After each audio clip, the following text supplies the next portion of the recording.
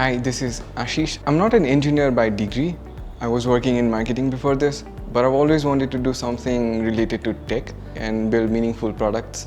For me, that's why I signed up for the bootcamp. Whatever we did in this bootcamp, it was more or less about understanding, okay, how do we bring the data together from different sources? How do we store it properly? How do we remove inconsistencies from the data? All the skills that you learn in this bootcamp can be easily translated to other industries beyond healthcare. Personally, I've been really fascinated by tools that enable governance, bring transparency like Unity Catalog when it comes to data and ML flow when it comes to training machine learning models. So I think it's more about what technology enables people to do.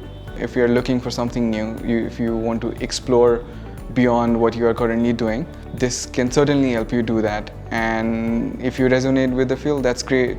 You can continue working in this domain. If not, that's great, you learned something. So I'd encourage you to give it a try if you want to.